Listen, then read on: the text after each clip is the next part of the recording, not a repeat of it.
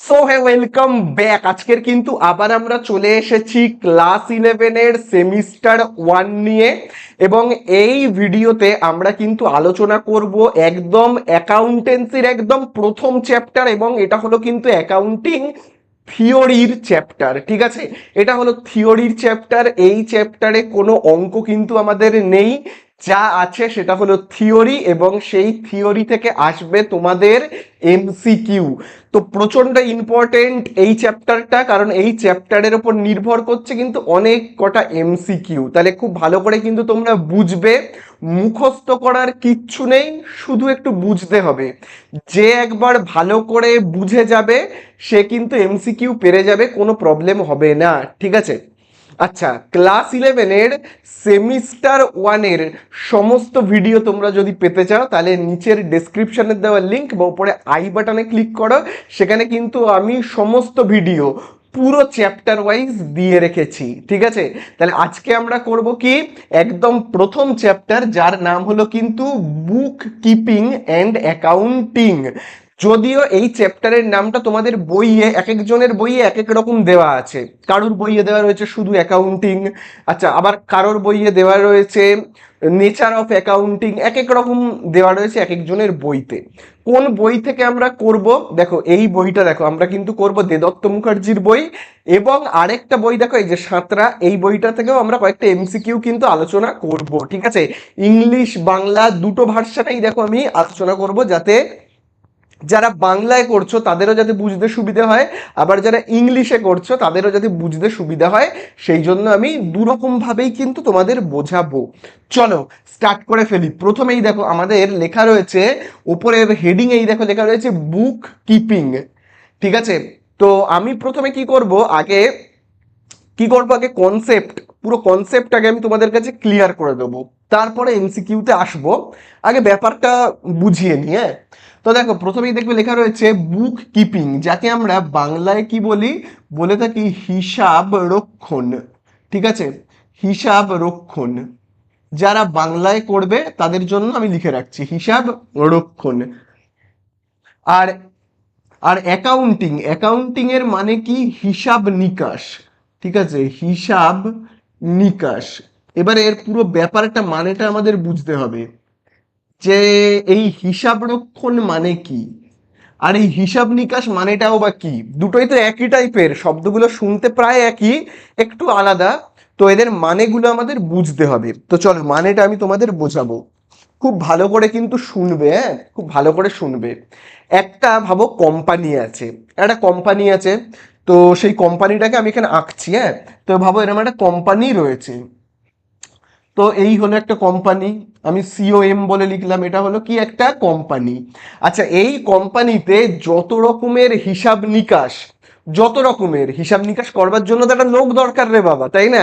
একটা দুটো লোক তো রাখতে হবে, দুটো তিনটে চারটে লোক রাখতে হবে, যত বড় কোম্পানি অনেক লোক রাখতে হবে হিসাব নিকাশ করবার জন্য। তো এই কোম্পানিতে দুটো লোক আছে, দুটো লোক আমি এরকম ভাবে আঁকছি। এই হলো দুটো লোক রয়েছে, এরা হলো কি করবে, হিসাব নিকাশ করবে। একজনের নাম এ আর একজনের নাম বি, দুটো লোক রেখেছে। কোম্পানির মালিক কি করেছে, দুটো লোককে রেখেছে। আচ্ছা, এ, যে এ রয়েছে সে না অত ভালো পড়াশোনা জানে না, অত শিক্ষিতও নয়। ঠিক আছে, অত ভালো হিসাব নিকাশও করতে পারে না। কিন্তু যে বি রয়েছে সে খুব ভালো, সে মানে খুব ইন্টেলিজেন্ট, খুব শিক্ষিত, খুব মানে যে কোনো কাজ খুব পারদর্শিতার সাথে করতে পারে, খুব ভালোভাবে, মানে ও স্কিল জানে আর কি, ভালো কাজ করতে পারে, স্কিল আছে ওর মধ্যে।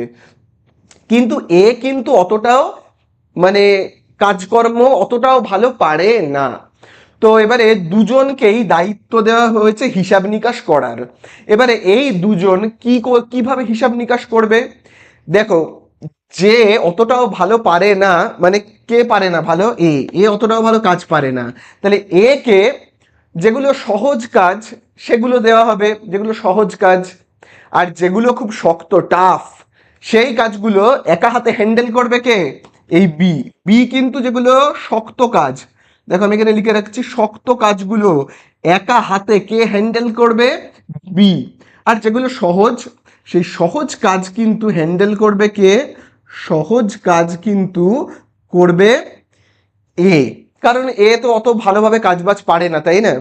এবারে আমাদের জানতে হবে সহজ কাজগুলো কি কি আর শক্ত কাজগুলোই বা কি কি, মানে এ কোন কোন কাজগুলো করবে আর বি কোন কোন কাজগুলো করবে। চলো এবারে আমরা লিস্ট বানাই যে কিভাবে এই যে হিসাব হিসাব কিভাবে রাখতে হয়, তার আমি একটা লিস্ট বানাবো। দেখো, প্রথমেই সহজ কাজ থেকে শুরু হবে, যেগুলো এর কাজ। এ কি করবে, যে কোম্পানিটা আছে সেই কোম্পানিতে হিসাব রাখা এবার স্টার্ট হচ্ছে, এবারে কিন্তু হিসাব রাখা স্টার্ট হচ্ছে। এ আর বি মিলে হিসাব রাখবে। প্রথমেই হিসাব রাখতে গেলে কি করতে হবে, প্রথমে বি এর কিন্তু কোনো কাজ নেই, প্রথমে বি এর কোনো কাজ নেই, বি একদম লাস্টে আসবে এবং শক্ত কাজগুলো করবে। তার আগে সহজ কাজগুলো এ করে রাখবে। মানে ব্যাপারটা কেমন বলো তো, ভাবে একটা জায়গায় রান্না হবে, তো রান্না করতে সহজ কাজ কোনটা, কুটনো কোটা, রান্নার সরঞ্জামগুলোকে অ্যারেঞ্জ করে রাখা, তাই না? হাঁড়ি কড়া এগুলোকে সব এনে ঠিকঠাক জায়গায় উনুনের কাছে রাখা বা গ্যাসের সামনে রাখা, মশলাপাতিগুলোকে এনে সব কালেক্ট করে রাখা, এইরকম সোজা সোজা কাজগুলো করবে কে, এ। আর যেটা আসল কাজ মানে শক্ত কাজ, মানে রান্নাটা করা, সেই রান্নাটা করবে কে, বি। চলো তাহলে প্রথমের কাজ হলো কি, এ করবে কি করবে, রান্না বান্নার যে জিনিসপত্রগুলো দরকার, তোমার মাছ মাংস সবজি মশলা তেল এগুলো কালেক্ট করা। তো এ ঠিক সেই কাজটাই করবে। এ করবে কি করবে, এ যে কোম্পানিতে রয়েছে, যে কোম্পানির হিসাব নিকাশগুলো হচ্ছে, সেই কোম্পানিতে যত রকমের ফাইন্যান্সিয়াল ট্রানজাকশন হয়েছে সেইগুলোকে কালেক্ট করবে। মানেটা কি আমি একটু সহজ ভাষায় বলি, মানেটা হলো ভাবো এই যে কোম্পানিটা রয়েছে না, এই যে কোম্পানিটা, এই কোম্পানিটা ভাবো কোনো জায়গা থেকে জিনিসপত্র কিনেছে, অনেক জিনিসপত্র ভাবো কিনছে, সেই জিনিসপত্রগুলোকে বিক্রি করছে। তো যখন কোনো জিনিসপত্র কিনছে, তো তার একটা বিল তো আছে, তাই না? এ তো আর আমাদের দোকানে গিয়ে 5 টাকার কোনো বিস্কুট কেনা নয়, তাই না, যে টাকা দিলাম কিনলাম, এরকম নয়। কোনো কোম্পানি যখন কিনছে, অনেক জিনিসপত্র কিনছে এবং তার কিন্তু একটা নির্দিষ্ট বিল রয়েছে। কোনো কোম্পানি ভাবো 5,000 টাকার জিনিস কিনলো, তো 5,000 টাকার একটা বিল করে আনলো, তাহলে 5,000 টাকার ভাবে একটা বিল কিন্তু থাকবে, বিল থাকবে। ঠিক আছে, আবার ভাবো ওই 5,000 টাকার জিনিসটাকে আবার বিক্রি করছে 6,000 টাকায়, তো যখন বিক্রি করছে তখনও কিন্তু একটা রেকর্ড কোম্পানির কাছে রয়েছে। ঠিক আছে, দেখবে প্রত্যেকেই যখন কোনো বড় কোম্পানি কিছু বিক্রি বাট্টা করে, সে কিন্তু নিজের কাছেও সেটা লিখে রেখে দেয়। খরিদ্দারকেও যখন যেমন বিল দেয়, তেমনই নিজের কাছেও একটা রেকর্ড কিন্তু থাকে। তো এরকম যে সমস্ত বিল বা ভাউচার যেগুলো কেনা বেচা হয়েছে, দেখো এখানে কিন্তু বড় কোম্পানিতে যখনই কোনো টাকা পয়সার লেনদেন হবে, তখনই কিন্তু সেটা কোনো না কোনো একটা বিল বা ভাউচার বা চালান এরকম কিছু ভাবে একটা লিখে কিন্তু রাখতে হয়। ঠিক আছে, বোঝা গেল? এই হলো, এটাই হলো কিন্তু নিয়ম। তো এই রকম ভাবে ভাবো, কোনো কিছু কিনেছে তার একটা বিল আছে, কোনো কিছুকে বিক্রি করে দিয়েছে তারও একটা বিল আছে। আচ্ছা, কোম্পানি তার ওয়ার্কারদেরকে ওয়েজেস দিয়েছে, কোম্পানি তার ওয়ার্কারদের ওয়েজেস দিয়েছে, স্যালারি দিয়েছে, স্যালারি মানে কি মাস মাইনে, ওয়েজেস মানে কি মজুরি দিয়েছে। তো এই যে স্যালারি ওয়েজেস এগুলো দিচ্ছে, সেগুলো কিন্তু কোথাও না কোথাও একটা মানে স্লিপে বা রসিদ বা চালান বা যাই বলি না কেন, কোথাও না কোথাও একটা লিখে রাখছে। কোনো একটা ওয়ার্কারকে ওয়েজেস দিল বা কোনো একটা এমপ্লয়িকে স্যালারি দিল, দেওয়ার পরে সেই স্যালারি, সেই স্যালারিটা পাওয়ার পরে সেই এমপ্লয়ি বা ওয়ার্কার কোনো না কোনো একটা সাইন তো করেছে খাতায়, যে হ্যাঁ আমি স্যালারি পেয়েছি। তো এরকম তো নয় যে কোম্পানির মালিক গিয়ে হাতে 10,000 টাকা দিল, দিয়ে বললো নে তোর স্যালারি হয়ে গেছে, এরকম তো নয়। স্যালারি দেবে, যে স্যালারি পেলো সে একটা সাইন করবে, হ্যাঁ আমি স্যালারিটা পেয়েছি, তাই না? তো সেই সাইনটা যে জায়গাতে করেছে, যে পৃষ্ঠাতে বা যে পেজে করেছে, সেই পেজটাও তো কোম্পানিকে কালেক্ট করে রাখতে হয়, তাই না? আচ্ছা ভাবো এই যে কোম্পানিটা, এই কোম্পানিটা ভাবো ভাড়া নেওয়া হয়েছে, ভাড়া রেন্টে নেওয়া হয়েছে, কোম্পানিটা একটা বাড়ি ভাড়া করে নেওয়া হয়েছে। তো বাড়ির মালিককে যখন বাড়ি ভাড়া দিতে হবে, তো সেই বাড়ি ভাড়া দিলাম, ভাবো আমি কোম্পানির মালিক, আমি বাড়ি ভাড়া দিলাম, কারণ আমার কোম্পানিটা একটা বাড়ি ভাড়া নিয়েই তৈরি হয়েছে। আচ্ছা, বাড়ি ভাড়া দেওয়ার পরে যে বাড়ির মালিক সে আমাকে একটা চালান কেটে দিল, যে 2,000 টাকার একটা চালান কেটে দিল, মানে এটা রসিদ দিল যে হ্যাঁ আমি বাড়ি ভাড়া দিয়েছি, আমি রেন্ট দিয়েছি, তার একটা রসিদ আমাকে দিল। যে আমি যে বাড়ি ভাড়া দিয়েছি তার তো একটা প্রমাণ আছে নাকি, প্রমাণ তো একটা দেবে, রসিদ। তো এই সমস্ত রসিদ, কেনা বেচা, ঘর ভাড়া দেওয়া, তারপরে ভাবো কোনো বা এমপ্লয়িকে স্যালারি, প্রত্যেকটারই কিন্তু একটা প্রমাণ রাখতে হবে। নইলে আমি ভাবো ঘর ভাড়া দিলাম, কোনো রসিদ নেই, তো যে ঘরের মালিক আছে সে এসে আবার কালকে বলবে ঘর ভাড়া দে, আমি তখন বলবো আমি তো দিলাম, তখন ওই লোকটা বলবে, বাড়ির মালিক বলবে কি প্রমাণ আছে যে তুমি ঘর ভাড়া দিয়েছো, তাই না? তো প্রত্যেকটা জিনিসের একটা কিন্তু রসিদ বা চালান, মানে লিখিত একটা কিছু ডকুমেন্ট কিন্তু আমাদের কোম্পানিতে সর্বদাই রাখতে হবে। তো এ এবারে আসল কথায় আসি। এ বলে যে রয়েছে, সে কি করবে, সে এই ধরনের যত ডকুমেন্ট আছে, যত রকমের ডকুমেন্ট, কেনা, কোনো জিনিসপত্র কেনা, বেচা, বা যত রকমের টাকা পয়সা খরচা করেছি বা আমার কাছে টাকা পয়সা এসেছে, এই সমস্ত কিছুকে, সমস্ত কিছু ইনফরমেশন মানে ওই যে চালান, রসিদ, বিল, এই সমস্ত জিনিসগুলোকে কালেক্ট করবে কে, করবে কিন্তু তাহলে আমি প্রথমেই 1 নাম্বার দিয়ে লিখবো এর প্রথম কাজ কি। প্রথম কাজ হলো যত রকমের ফাইনান্সিয়াল ট্রানজাকশন থাকবে, যত রকমের, দেখো আমি এখানে 1 নাম্বার দিয়ে লিখছি ফাইনান্সিয়াল ট্রানজাকশন,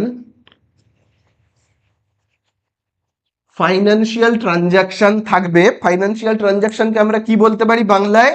আর্থিক লেনদেন। ঠিক আছে, আর্থিক লেনদেন। লেনদেন মানে বুঝেছো তো তোমরা? লেনদেন মানে লেনা দেনা, এগুলো ফাইনান্সিয়াল হতে হবে, মানে টাকা দেব, জিনিস নেব, বা আমি কোনো জিনিস বিক্রি করব, তার বিনিময়ে আমি টাকা নেব। হয় আমি টাকা নিয়ে জিনিস দেব, বা আমি জিনিস নেব বিনিময়ে টাকা দেব। এই রকম ফাইনান্সিয়াল যে ট্রানজাকশনগুলো কোম্পানি করে থাকে, ঘর ভাড়া দেওয়া, জিনিসপত্র কেনা, অথবা জিনিসপত্র বিক্রি করা, এই সমস্ত যত রকমের টাকার বিনিময়ে যত লেনদেন হয়, সেইগুলো, সেইগুলোর যে বিল, রসিদ, তারপর কি বলবো, বিল, রসিদ, চালান, ভাউচার, যত রকমের প্রমাণপত্র রয়েছে, প্রমাণ রয়েছে, কেনার প্রমাণ, বিক্রির প্রমাণ, কাউকে টাকা দিয়েছি তার প্রমাণ, সেইগুলোকে এই যে রয়েছে, এই কি করবে, সেই সমস্ত ভাউচার, চালান, বিলগুলোকে কালেক্ট করবে, অর্থাৎ ফাইন্যান্সিয়াল ট্রানজাকশনগুলোকে কালেক্ট করবে বা চিহ্নিত করবে। আমি বলতে পারি এই আর্থিক লেনদেনগুলোকে চিহ্নিত করবে। বোঝা গেল? যে লেনদেনে চিহ্নিত করবে, হ্যাঁ, যে সমস্ত লেনদেনে কোনো অর্থ নেই, মানে আর্থিক লেনদেন নয় যেগুলো, সেগুলোকে কিন্তু এখানে আনবে না।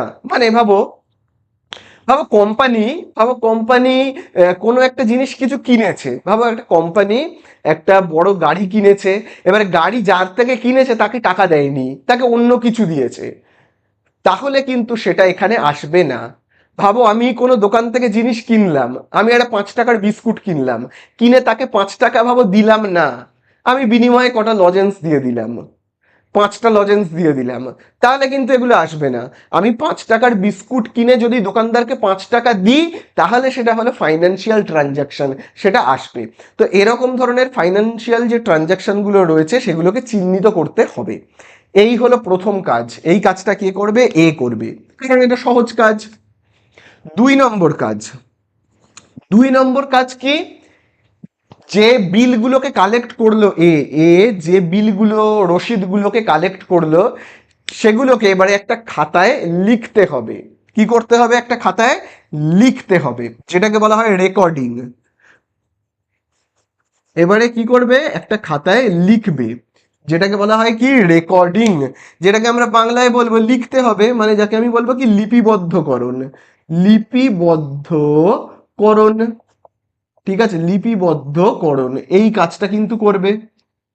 ঠিক আছে, আচ্ছা তারপরে 2 নম্বর কাজ তো হয়ে গেল, খাতায় লিখে নিল, যাকে বলা হয় লিপিবদ্ধকরণ। এবারে আসবে 3 নম্বর কাজে। 3 নম্বর কাজের নাম হলো ক্লাসিফিকেশন। মানেটা কি আমি বলছি, আগে আমি লিখে নিই।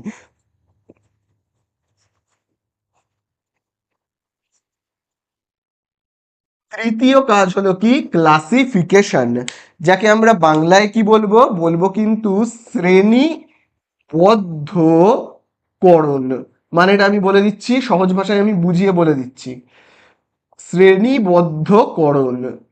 আচ্ছা, এই শ্রেণীবদ্ধকরণের মানেটা কি?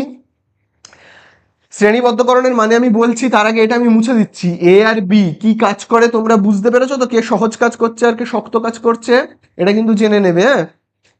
তাহলে শ্রেণীবদ্ধকরণ মানে হলো কি, দেখো সমস্ত রকম যে সমস্ত আর্থিক লেনদেনগুলো হয়েছে তার সমস্ত বিল, চালান, রসিদ সব কালেক্ট করেছে, করে একটা খাতায় কিন্তু লিখেছে, এরকম একটা খাতায় কিন্তু লিখেছে, রেকর্ড করা হয়েছে।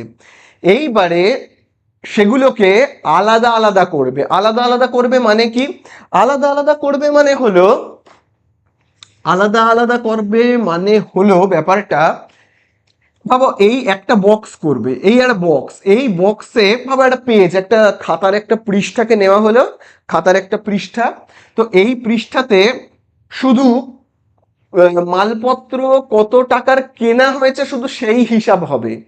ঠিক আছে, কত টাকার মালপত্র কেনা হয়েছে, কেনা, শুধুমাত্র কেনা। ঠিক আছে, যাকে আমরা বলি কেনাকে আমরা কি বলি, পারচেস বলে থাকি। কেনাকে আমরা বলে থাকি কি পারচেস। শুধু পারচেসের হিসাব হবে, মালপত্র কেনা। তারপরে আবার একটা ঘর বানানো হবে। এই ঘরে, মানে ঘর মানে একটা খাতার একটা পৃষ্ঠা, অপর পৃষ্ঠায় শুধু কত মালপত্র, কত টাকার মালপত্র বিক্রি হয়েছে সেই বিক্রির হিসাব হবে। পাশের পৃষ্ঠাতে আরেকটা জায়গায় হিসাব হবে যে কোম্পানির যারা ওয়ার্কার বা এমপ্লয়ি রয়েছে, যারা এমপ্লয়ি তাদের কত টাকার স্যালারি দেওয়া হচ্ছে, প্রথম মাসে কত টাকার স্যালারি জন্য খরচা হলো, দ্বিতীয় মাসে কত স্যালারির জন্য খরচা হলো, তৃতীয় মাসে কত স্যালারির জন্য খরচা হলো, এই সমস্ত হিসাব হবে। আচ্ছা, তার পরের পৃষ্ঠায়, আবার পরের পৃষ্ঠায় ভাবো ঘর ভাড়া মানে রেন্ট, শুধু রেন্টের হিসাব হবে, প্রথম মাসে কত টাকা রেন্ট দিতে হলো, দ্বিতীয় বছর কত রেন্ট দিতে হলো, তৃতীয় বছর কত রেন্ট দিতে হলো, এই রকম করে সারা বছর কত রেন্ট দিতে হচ্ছে তার হিসাব হবে। বোঝা গেল? তারপর কোম্পানির যারা ওয়ার্কার রয়েছে তাদের ওয়েজেস দিতে হবে, ওয়েজেস, প্রথম মাসের ওয়েজেস কত, দ্বিতীয় মাসের ওয়েজেস কত, এরম ভাবে আলাদা আলাদা করে হিসাব কিন্তু করা হচ্ছে। বোঝা গেল? তাহলে এই যে আলাদা আলাদা করে হিসাব, আমি কত টাকার মালপত্র কিনলাম হলো একটা পৃষ্ঠাতে হিসাব করলাম, আবার পাশের পেজে গিয়ে হিসাব করলাম কত টাকার বিক্রি করলাম, সেল করলাম, কত টাকার মালপত্র কিনে কত টাকায় বিক্রি করলাম, স্যালারি কত টাকায় খরচা হলো, রেন্টের পিছনে কত খরচা হচ্ছে, ওয়েজেসের পিছনে কত খরচা হচ্ছে সারা বছর ধরে, তার আমি হিসাব আলাদা আলাদা করে করছি। তো এই আলাদা আলাদা করে করাকেই বলা হয় কিন্তু শ্রেণীবদ্ধকরণ। ঠিক আছে, বোঝা গেল শ্রেণীবদ্ধকরণের মানে? চলো, এই অবধি তো এ খুব ভালোভাবেই কাজটা করতে পেরেছে। এই এতটা কাজ হলো এর কাজ। এর কাজ হলো এতটা পর্যন্ত, ফাইন্যান্সিয়াল ট্রানজাকশন গুলোকে চিহ্নিত করা, সেগুলোকে খাতায় লেখা মানে রেকর্ডিং করা, এবং ক্লাসিফিকেশন মানে আলাদা আলাদা করে, এরকম ভাবে আলাদা আলাদা করে হিসাব করা। এই গেল এর কাজ। এরপর থেকে আর এ কোনো কাজ করতে পারবে না, মানে ওর আর ক্ষমতা নেই। এবারে বি আসবে, মানে রান্না করার কাজটা এবারে করবে। এ সব জোগাড়যন্ত্রী করে দিয়েছে, এবার বি আসবে ভাই রান্না করতে, বি আসবে রান্না করতে। আচ্ছা, রান্না করা মানে পুরো কাজটা এবারে কি 4 নম্বর পয়েন্ট, এবার 4 নম্বর পয়েন্ট থেকে বি ধরে নেবে নিজের কাজটা। আচ্ছা, সেইটা হলো ক্লাসিফিকেশনের পর আসে কিন্তু সংক্ষেপণ। কি আসে? সংক্ষেপণ, যাকে আমরা ইংলিশে বলবো সামারাইজেশন, যাকে আমরা বলবো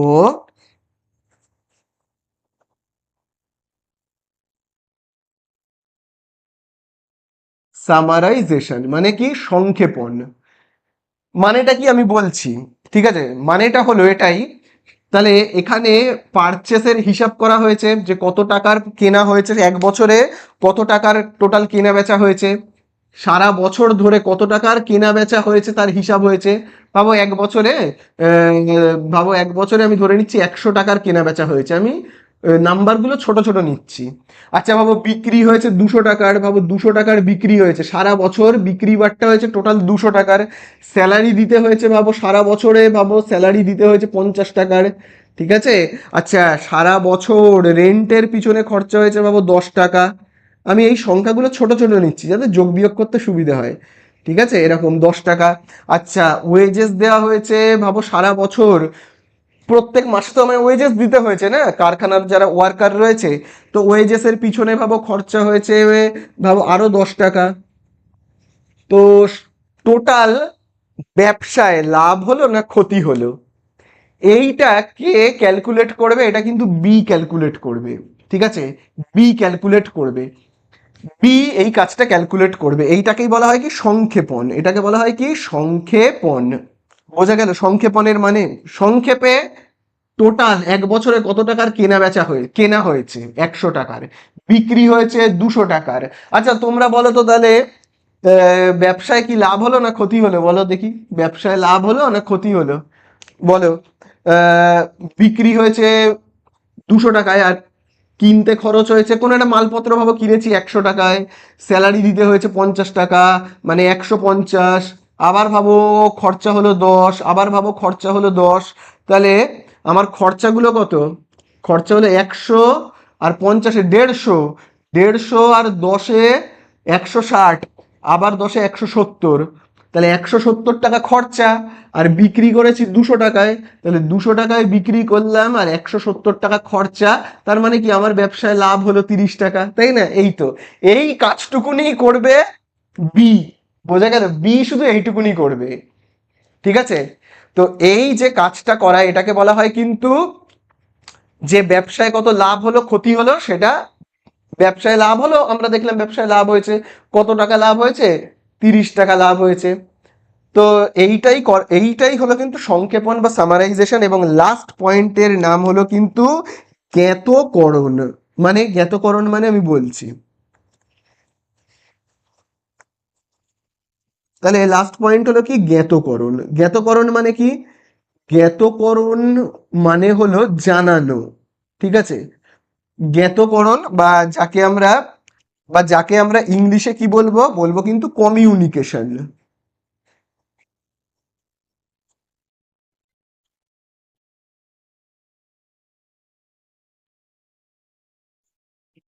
ঠিক আছে, যাকে আমরা বলবো কি? কমিউনিকেশন। মানে কি জ্ঞাতকরণ মানে কি? এই যে ব্যবসায় লাভ হলো, এটা কোম্পানির মালিককে কিন্তু জানাতে হবে, ঠিক আছে, যে এই বছরে আমাদের ব্যবসায় লাভ হয়েছে। যদি ক্ষতি হয় সেটাও জানাতে হবে যে এই বছরে ক্ষতি হয়েছে। এবং তারপর কিন্তু এটা নিয়ে আলোচনা হবে, অ্যানালিসিস হবে, যে যদি ক্ষতি হয়ে থাকে কেন ক্ষতি হলো, লাভ হচ্ছে না কেন, সেটা নিয়ে একটা আলোচনা হবে, অ্যানালিসিস হবে। বোঝা গেল? এটা হলো কিন্তু লাস্ট পার্ট, জ্ঞাতকরণ মানে কমিউনিকেশন অ্যান্ড অ্যানালিসিস। এটা কিন্তু হলো লাস্ট পার্ট, যেখানে কিন্তু আলোচনা হবে। ভাবো লাভ হয়েছে 30 টাকা, এই লাভটাকে পরের বছর আরো কিভাবে বাড়িয়ে তোলা যায় সেটা নিয়ে আলোচনা হবে। বোঝা গেল? তাহলে এই যে 5টা কাজ, এই 5টা কাজকে একত্রে বলা হয় অ্যাকাউন্টিং, ঠিক আছে? বোঝা গেল ব্যাপারটা? আমি এবার এই জায়গাগুলোকে মুছে দিই, এবারে আমি এই জায়গাগুলোকে মুছে দিই খুব ভালো করে, এবারে কিন্তু বুঝবে, এই জায়গাটাই হলো বোঝার। এবারে দেখো, টোটাল 5টা স্টেপ, প্রথম 5টা স্টেপ, তার মধ্যে প্রথম তিনটে স্টেপকে বলা হয় কিন্তু কি বলা হয়? বলা হয় কিন্তু প্রথম 3টে স্টেপকে বলা হয় বুক কিপিং। এই যে রেকর্ডিং, এই যে ফাইন্যান্সিয়াল ট্রানজাকশন, এই যে আর্থিক লেনদেনগুলোকে চিহ্নিত করা, ঠিক আছে? তারপরে রেকর্ডিং, এবং তারপরে কি? ক্লাসিফিকেশন। এই তিনটেকে একত্রে বলা হয় কিন্তু বুক কিপিং। কি বলা হয়? বুক কিপিং, ঠিক আছে? বুক কিপিং মানে যাকে বলা হয় কিন্তু হিসাব রক্ষণ, যাকে বাংলায় বলা হয় হিসাব রক্ষণ। বুক কিপিং, যে কাজটা করবে এ, বলেছিলাম আমি প্রথমে এ বলে যে রয়েছে সে এই সোজা কাজটা করবে, আর এই সহজ কাজটার নাম হলো কিন্তু বুক কিপিং। ঠিক আছে, আর টোটাল পুরো কাজটা মানে পুরো, এই যে পুরো একদম পুরো 5টা পয়েন্টকেই একত্রে আমরা কি বলবো, বলবো কিন্তু অ্যাকাউন্টিং। বোঝা গেল? অ্যাকাউন্টিং মানে কি? অ্যাকাউন্টিং মানে হলো এই 5টাকে একত্রে বলা হয়। বোঝা গেল? পুরো রান্নাটাকে বলা হয় কিন্তু অ্যাকাউন্টিং। আর শুধু সাজ সরঞ্জামগুলো, আনাজ কেটে রাখা, মাংস, মাছ মাংস, তেল মশলা কেটে জড়ো করাকে বলা হয় বুক কিপিং। বোঝা গেল? বুক কিপিং। আর পুরো পুরো ফাংশনটা, এই যে 5টা পয়েন্ট, 1 2 3 4 5, এই 5টা পয়েন্টকে একত্রে বলা হয় অ্যাকাউন্টিং, যাকে বলা হয় বাংলায় হিসাব রক্ষণ। ঠিক আছে, হিসাব রক্ষণ, সরি হিসাব রক্ষণ না, এটা হবে হিসাব নিকাশ। হিসাব নিকাশ, অ্যাকাউন্টিংকে বলা হয় হিসাব নিকাশ। ঠিক আছে, বলা হয় হিসাব নিকাশ। বোঝা গেল? হিসাব রক্ষণ মানে হলো বুক কিপিং। হিসাব রক্ষণ মানে হলো বুক কিপিং। ঠিক আছে, এতদূর আশা করি বোঝা গেছে। চলো এইবারে, তাহলে এতদূর যদি বোঝা গিয়ে থাকে তাহলে দেখো, প্রথমে কিসের কাজ হয়? প্রথমে কিন্তু করতে হয় বুক কিপিং। প্রথম কাজ কি? বুক কিপিং। বুক কিপিং করা হলে তবেই কিন্তু তোমার অ্যাকাউন্টিং পসিবল হবে। অ্যাকাউন্টিং সম্ভব হবে যদি বুক কিপিংটা ঠিক করে হয়।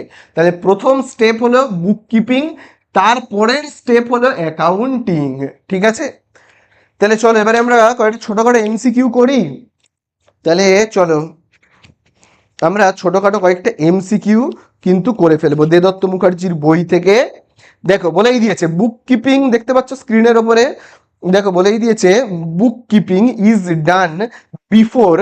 তাহলে বুক কিপিং কার আগে হয়? বলো বুক কিপিং কার আগে হয়? অ্যাকাউন্টিং করবার আগেই তোমাকে বুক কিপিং করতে হবে, তাই না? তাহলে অ্যাকাউন্টিং এর আগে হবে বুক কিপিং, তাই না? অ্যাকাউন্টিং এর আগে কি হবে? বুক কিপিং। বোঝা গেল? তাহলে চলো আমি এগুলোকে মুছে দিই, আমি এখানে এবার অ্যান্সারগুলোকে তো লিখবো। তাহলে বুক কিপিং কার আগে হয়? অ্যাকাউন্টিং এর আগে। অ্যাকাউন্টিং না হলে, এই বুক কিপিং না হলে অ্যাকাউন্টিং হবে না। চলো 2 নম্বরে আসবো, the father of accounting is known as. Accounting এর যে জনক, ঠিক আছে, হিসাব নিকাশের যে জনক, তার নাম হলো কিন্তু লুকা প্যাসিওলি। তারপরে 3 নম্বরে, আচ্ছা 3 নম্বরটা এখন ছেড়ে দাও, পরে আসছি স্যার। তারপরে দেখো চলে আসবো আমরা 4 নম্বরে। 4-এর দাগে দেখো বলে দিয়েছে the work of accounting starts only after, বলছে অ্যাকাউন্টিং স্টার্ট হয় কখন? বুক কিপিং এর পরে। ঠিক আছে, বুক কিপিং এর পরে কিন্তু অ্যাকাউন্টিং স্টার্ট হবে। বলে দিয়েছে না যে works of accounting starts only after. After মানে পরে, কার পরে? তাহলে দেখো এখানে হবে কিন্তু অ্যাকাউন্টিং স্টার্ট হবে কার পরে? বুক কিপিং এর পরে, তাই না? বুক কিপিং হবে তারপরে তো অ্যাকাউন্টিং। আচ্ছা, তারপরে তাহলে এই আমাদের হয়ে গেল 4-এরটা। তারপরে আমরা আসবো 5-এরটায়। 5-এরটায় দেখো বলে দিয়েছে the function of book keeper is done by book keeping, মানে যে সহজ কাজটা, যেটা যেটা তোমার করছিল, যে কাজটা করছিল সহজ কাজ, বুক কিপিং এর কাজটা, এই বুক কিপিং এর কাজটা যে করে তাকে বলা হয় কি বলতো? বুক কিপার। বুক কিপিং এর কাজ যে করে তাকে বলা হয় কি? বুক কিপার। ঠিক আছে, তাহলে এই হলো বুক কিপার, হবে অ্যান্সার। তারপরে দেখো বলে দিয়েছে 6-এর দাগে the function of accounting is performed by. Accounting এর কাজ যে করে তাকে কি বলা হয়? বলা হয় অ্যাকাউন্টেন্ট। অ্যাকাউন্টেন্ট, ঠিক আছে, বোঝা গেল? অ্যাকাউন্টেন্ট মানে কি? যে অ্যাকাউন্টিং এর কাজ করে, অর্থাৎ হিসাব নিকাশ যে করে তাকে বলা হয়। তারপরে দেখো, তো দেখো এবারে আমরা আসবো কি 7-এর দাগে। 7-এর দাগে দেখো কি বলে দিয়েছে, which of the following is not an internal user of A financial statement. চলো এবারে এর মানে আমরা বুঝবো। এর মানেটা আমরা বুঝবো যে এই যে ইন্টারনাল ইউজার বা এক্সটার্নাল ইউজার, এর মানেটা কি? এর মানে হলো ব্যবসায় লাভ হচ্ছে না ক্ষতি হচ্ছে, বা ব্যবসায় এই যে হিসাব নিকাশগুলো হচ্ছে না, এই যে অ্যাকাউন্টিং বা বুক কিপিং, এইগুলো যদি কেউ জানতে চায় কোনো কোম্পানির, ভাবো যে কোনো একটা কোম্পানি, ভাবো এবিসি লিমিটেড, এবিসি লিমিটেড এই কোম্পানির এই বছরে লাভ হয়েছে না ক্ষতি হয়েছে, এগুলো যদি কেউ জানতে চায়, যে কোনো ফাইন্যান্সিয়াল ইনফরমেশন যদি কেউ পেতে চায়, তাহলে যে কেউ সেটা কিন্তু পেতে পারে। সেটা কোম্পানির ভেতরের লোকও পেতে পারে, আবার বাইরের লোকও চাইলে পেতে পারে। ভেতরের লোক মানে কি, যাদেরকে আমরা ইন্টারনাল বলে থাকি, ইউজার, ইন্টারনাল ইউজার, যাদেরকে আমরা ইন্টারনাল ইউজার বা আভ্যন্তরীণ, মানে ভেতরের ব্যাপার যারা দেখে, আভ্যন্তরীণ বিষয়গুলো যারা দেখে, ইন্টারনাল ইউজার তাদেরকেই বলে। মানে ভেতরের লোক মানে আমি কি বলতে পারি, কোম্পানির যে ওনার, সে জানবে,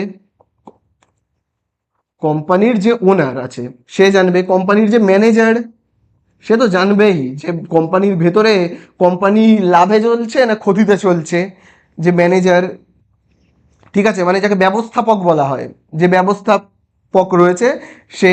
আর কোম্পানির যে কোনো এমপ্লয়ি, এমপ্লয়ি এরা হলো কোম্পানির ভেতরের লোক, মানে ইন্টারনাল ইউজার।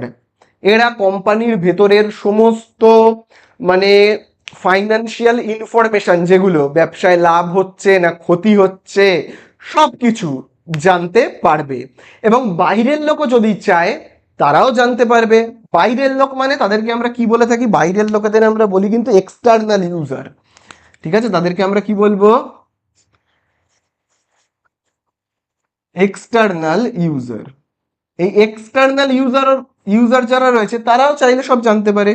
এক্সটার্নাল ইউজার মানে কারা কারা হতে পারে, যে আহ, কোনো ব্যাংক হতে পারে, কোনো ব্যাংক, যদি চায় এদের এই কোম্পানি সম্পর্কে আমার জানতে ইচ্ছা করছে, জানতে পারে, ঠিক আছে। তারপরে কোনো, আর কাকে বলতে পারি আমরা, ব্যাংক হতে পারে, তারপরে ক্রেডিটর্স হতে পারে, মানে পাওনাদার, ক্রেডিটর্স মানে পাওনাদার, যে কোম্পানিকে টাকা ধার দিয়েছে।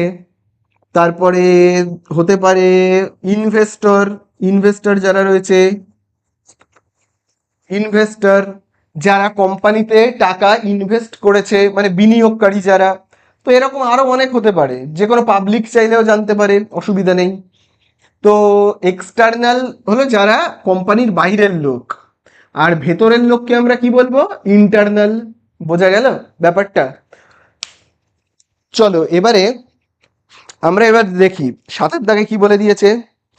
সাতের দাগে আমাদের এখানে বলে দিয়েছে, সাতের দাগে, হ্যাঁ বলছে, which of the which of the following is not internal user in a financial statement. তাহলে ইন্টারনাল ইউজার কে নয়, ইন্টারনাল নয় কে, ইন্টারনাল তো হলো এরা তিনজন, মালিক, ম্যানেজার, এমপ্লয়ি। তাহলে ইন্টারনাল নয় কে, ইন্টারনাল নয় হলো ইনভেস্টার। এই যে ইনভেস্টার হলো বাইরের লোক, ইনভেস্টার হলো বাইরের লোক, তো এটাই হবে অ্যান্সার। বোঝা গেল? আচ্ছা, নয়ের দাগেরটা এসো, নয়ের দাগেরটায় দেখো কি বলে দিয়েছে। বলেছে বুক কিপিং, দেখো নয়ের দাগেরটায়, তো নয়ের দাগেরটায় বলে দিয়েছে book keeping is a part of. তাহলে book keeping is a part of কি হবে, অ্যাকাউন্টিং হবে, অ্যাকাউন্টিং এর একটা পার্ট, তাই না? অ্যাকাউন্টিং টোটাল 5টা পয়েন্ট, তার মধ্যে প্রথম 3টে পয়েন্ট হলো বুক কিপিং, তাহলে ওর মধ্যেই একটা অংশ। আচ্ছা, তারপরে আমাদের হয়ে গেল কতটা, নয়েরটা হলো, তাই তো। এবারে আমরা আসবো 11-র দাগে। 11-র দাগে কি বলেছে, the last step of accounting, accounting এর লাস্ট স্টেপ কি হবে বলো? আমি দেখবে লিখেছিলাম জ্ঞাতকরণ। জ্ঞাতকরণ মানে কোম্পানিতে লাভ হলো না ক্ষতি হলো সেটা কোম্পানির মালিককে জানাতে হবে বা শেয়ার হোল্ডারদের জানাতে হবে, এবং সেটা নিয়ে ডিসকাস বা অ্যানালিসিস করতে হবে। তাহলে দেখো তোমরা 11-র দাগের ডিতে দেখো বলেছে অ্যানালিসিস, তাই তো, অ্যান্ড ইন্টারপ্রিটেশন অফ ইনফরমেশন, মানে যে যা হয়েছে, লাভ হয়েছে না ক্ষতি হয়েছে, তার সেটাকে নিয়ে অ্যানালিসিস করতে হবে। তাহলে ডি একটা হবে পয়েন্ট। তো দেখো 12-র দাগেরটায় আমাদের কি বলে দিয়েছে, 12-র দাগেরটায় আমাদের বলেছে basic function of financial accounting. Basic function মানে প্রথম কাজ, ঠিক আছে। তাহলে basic function of financial accounting, financial accounting এর প্রথম কাজটা কি, প্রধান কাজটা হলো একদম বেসিক কাজ, প্রথম কাজ কি, সেটা হলো এর দাগে দেখো রয়েছে রেকর্ড অল বিজনেস ট্রানজাকশন, যত রকমের ফাইন্যান্সিয়াল ট্রানজাকশন রয়েছে বা বিজনেস ট্রানজাকশন সেগুলিকে লেখা। ঠিক আছে, সেটাই হলো প্রথম ধাপ। তারপরে দেখো আমরা আসবো 13 দাগে দেখো বলে দিয়েছে book keeping is a wider concept than accounting. বলছে বুক কিপিং হলো বড় অ্যাকাউন্টিং এর থেকে। তো তোমরা বলো বুক কিপিং আর অ্যাকাউন্টিং এর মধ্যে কোনটা টাফ আর কোনটা ইজি? বুক কিপিং ইজি, অ্যাকাউন্টিং ব্যাপারটা টাফ। ঠিক আছে, অ্যাকাউন্টিং ব্যাপারটা টাফ, সেই জন্যই এ আর বি এর মধ্যে যে বি তাকে দায়িত্ব দেওয়া হয়েছিল। বোঝা গেল ব্যাপারটা? তার মানে এখানে বলেছে book keeping is wider, book keeping কিন্তু ছোটখাটো ব্যাপার, যে কেউ করতে পারে, একটা বাচ্চাও করে দেবে, কিন্তু অ্যাকাউন্টিং সবার দ্বারা হয় না। তাই জন্য বলছে book keeping is wider concept than accounting. Accounting এর থেকে নাকি অনেক শক্ত, অনেক বড়, অনেক বিস্তৃত হলো বুক কিপিং, কিন্তু ব্যাপারটা মিথ্যা। ঠিক আছে, ফলস হবে বি এর দাগেরটা। তাহলে 14 হয়ে গেল। এবারে আমরা আসবো 15-এ দেখো বলে দিয়েছে which of the following is not a business transaction. Business transaction নয় কোনটা?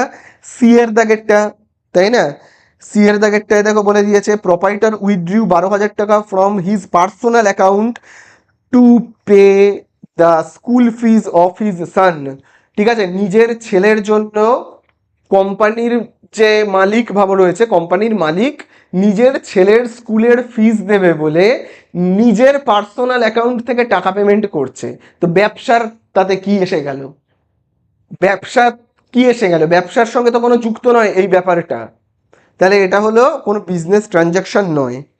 ঠিক আছে, আচ্ছা তারপরে 16 দাগে আসবো। বলেছে purpose of financial accounting is to ascertain. Financial accounting, যে অ্যাকাউন্টিং যেটা 1 2 3 4 5 করে যে 5টা স্টেপ আমরা করি, কেন করি ভাই? দরকারটা কি করার? কারণটা হলো বছরের শেষে আমার ব্যবসা কি লাভ করলো না ক্ষতি করলো সেইটা দেখার জন্য। বোঝা গেল? সেইটা দেখার জন্য আমরা অ্যাকাউন্টিং, ফাইন্যান্সিয়াল অ্যাকাউন্টিং করি, যাতে আমার বছরের শেষে লাভ হলো না ক্ষতি হলো সেটা দেখার জন্য। তাহলে এর অ্যান্সার কি হবে? ডি একটা profit or loss and financial position. ঠিক আছে, আমার ব্যবসায় লাভ হলো না ক্ষতি হলো সেটা দেখার জন্য। চলো তাহলে 16 দাগ হয়ে গেল। এবারে আমরা চলে আসবো 25 দাগে আসবো। কি বলছে? The works of accounting starts only after. Accounting start করা হয় কিসের পর? সি এর দাগ হবে বুক কিপিং এর পর, তারপর তো অ্যাকাউন্টিং শুরু হবে, তাই না? তারপরে আমরা আসবো 26 দাগে। বলেছে book keeping is done before. Book keeping, book keeping হয় কার আগে? বলেছে book keeping is done before. Book keeping কার আগে হয়? অ্যাকাউন্টিং এর আগে হয় বুক কিপিং, তাই না? তাহলে অ্যাকাউন্টিং এর আগে হবে, তোমার হবে অ্যাকাউন্টিং এর আগে হবে বুক কিপিং। তারপরে তাহলে অ্যান্সারটা কি হবে? অ্যাকাউন্টিং। তারপরে দেখো 27 দাগে আমরা আসবো। 27 না সরি 27 নয়, এবারে আমরা আসবো 26 হয়ে গেল। তো এবারে আমরা আসবো 30 দাগে। দেখো বলে দিয়েছে the accounting data off A business is collected from. তাহলে এই যে যত রকমের ডাটা যেগুলোকে আমি বলেছিলাম না, যে 1 নম্বর পয়েন্ট আমাদের কি হবে? 1 নম্বর, এই যে বুক কিপিং এর সময় বা অ্যাকাউন্টিং এর সময় যাই বলি না কেন, 1 নম্বর পয়েন্ট আমাদের কি হয়? 1 নম্বর পয়েন্টটা হলো যত বিজনেস ট্রানজাকশন রয়েছে সেগুলোকে চিহ্নিত করা বা তার কালেক্ট করা, তার যে ভাউচার বা তোমার বলতে পারো যে সমস্ত রসিদ, বিল রয়েছে, চালান রয়েছে, সেগুলোকে কালেক্ট করা, তাই তো? তাহলে দেখো এখানেও তো ঠিক তাই বলেছে, বলে দিয়েছে দ্য অ্যাকাউন্টিং ডাটা, মানে বোঝা গেল তো, যেগুলো বিজনেস ট্রানজাকশন, কেনা বেচার যে জিনিসপত্র, যে রসিদগুলো থাকে সেগুলোকে বলে accounting data off A business collect from. এগুলো কোথা থেকে কালেক্ট করা হয়? ভাউচার। দেখো বি এর দাগে রয়েছে ভাউচার, জার্নাল, ডে বুক, এইগুলো থেকে। ঠিক আছে, তাহলে মেন হলো ভাউচার, এটাই হলো আসল। চলো তাহলে এই আমাদের হয়ে গেল। এবার আমরা 35 দাগে আসবো। দেখো বলে দিয়েছে 35 দাগেও তোমরা জানো, আমি বলবো না। তারপরে দেখো কি রয়েছে 35 আগে আমরা দেখো 33টা দেখবো। 33 বলেছে the accounting information is supply two. Accounting information কারা পেতে পারে? কারা পেতে পারে? সবাই পেতে পারে। এক্সটার্নাল ইউজার মানে যারা কোম্পানির বাইরের লোক তারাও পেতে পারে, কোম্পানির ভেতরের লোকও পেতে পারে। তাহলে বলেছে তাহলে কি হবে, ডি একটা হবে all internal and external interested parties. ঠিক আছে, তারপরে আমরা 33 হয়ে গেল, আমরা এবার 36-এ আসবো। বলেছে information about financial performance of A business concerned is disclosed. ঠিক আছে, বলেছে একটা কোম্পানি ফাইন্যান্সিয়ালি কেমন পারফর্ম করলো, মানে একটা কোম্পানি বছরের শেষে লাভ করলো না ক্ষতি করলো, সেটা আমরা কি থেকে জানতে পারি, প্রফিট অ্যান্ড লস অ্যাকাউন্ট থেকে। ঠিক আছে, প্রফিট অ্যান্ড লস অ্যাকাউন্ট থেকে আমরা জানতে পারি, যেটা আমি দেখবে একটু আগে এখানে আমরা দাগ কেটে করেছিলাম না, যে বললাম না যে সেল হয়েছে আমার 200 টাকার, দেখবে আমি বলছিলাম সেল হয়েছে আমার কত 200 টাকার, আর কেনা বা বিভিন্ন খরচাপাতি মিলিয়ে সমস্ত পারচেস বা সমস্ত এক্সপেন্সেস যত খরচা, সেটা মালপত্র কেনা, রেন্ট দেওয়া, এই সমস্ত খরচা মিলিয়ে মনে করো আমি বলেছিলাম 170, তাহলে আমার প্রফিট হলো কত 30 টাকা। এটাকে বলা হয় profit and loss account. Profit and loss account তৈরি করা, সেটাকে এরকমভাবে তৈরি করতে হয়। হ্যাঁ, এটা তোমরা ক্লাস 12-এ শিখবে, এই 11-এর এই সেমিস্টার 2-তে গিয়ে তোমরা শিখবে এইভাবে তৈরি করতে হয় প্রফিট অ্যান্ড লস অ্যাকাউন্ট। ঠিক আছে, প্রফিট অ্যান্ড লস অ্যাকাউন্ট তৈরি করতে হয়, সেখানে এই দিকে সমস্ত ইনকামগুলোকে লিখতে হয়, এই দিকে সব ইনকামগুলোকে লিখতে হয়, বোঝা গেল? তারপরে এদিকে না সমস্ত এক্সপেন্সেস গুলোকে লিখতে হয়, লেখার পরে দেখতে হয় যে কত আমার লাভ হলো। ভাবো আমার টোটাল ইনকাম হয়েছে 30 টাকা, আর এক্সপেন্সেস ভাবো 25 টাকা, তাহলে আমার লাভ হলো কত, প্রফিট হলো 5 টাকা। এটাকে বলা হয় কি, প্রফিট অ্যান্ড লস অ্যাকাউন্ট। এটা কেন তৈরি করা হয়, যাতে বছরের শেষে জানা যায় যে আমার কত প্রফিট হলো বা আমার লস হলো কিনা, বোঝা গেল? এটা হলো অ্যাকাউন্টিং এর কোন পর্যায়ে বলো তো, 4 নাম্বার পর্যায়, যেটার নাম হলো সামারাইজেশন। বোঝা গেল? যার নাম হলো সামারাইজেশন বা সংক্ষেপণ, ওর আন্ডারে আসে এই প্রফিট অ্যান্ড লস অ্যাকাউন্টটা। যেটা কে তৈরি করে বলো, যেটা অ্যাকাউন্টেন্ট মানে যে বি রয়েছে সে তৈরি করবে। ঠিক আছে, ব্যাপারটা বোঝা গেল? চলো, তাহলে এই আমাদের হয়ে গেল কতটা, 36। এবারে আমরা আসবো 40-এ। বলেছে which of the following is not a branch of accounting. আচ্ছা বলে রাখি, অ্যাকাউন্টিং এর কিন্তু 3টে ভাগ হয়। অ্যাকাউন্টিং কয় প্রকার যদি পরীক্ষায় আসে, তাহলে কিন্তু তোমরা বলবে অ্যাকাউন্টিং হলো 3 প্রকার। ঠিক আছে, মনে রাখবে এটা অ্যাকাউন্টিং, আমি লিখে রাখি অ্যাকাউন্টিং হলো 3 প্রকার। অ্যাকাউন্টিং 3 প্রকার। প্রথমত ফাইন্যান্সিয়াল অ্যাকাউন্টিং। ফাইন্যান্সিয়াল অ্যাকাউন্টিং যেটা নিয়ে আমরা আজকে আলোচনা করছিলাম, ফাইন্যান্সিয়াল অ্যাকাউন্টিং। 2 নম্বর হলো কি, কস্ট অ্যাকাউন্টিং। মনে রাখবে cost accounting. Cost accounting, accounting এর কিন্তু এই যে 3টে ভাগ। আর লাস্ট হলো ম্যানেজমেন্ট অ্যাকাউন্টিং।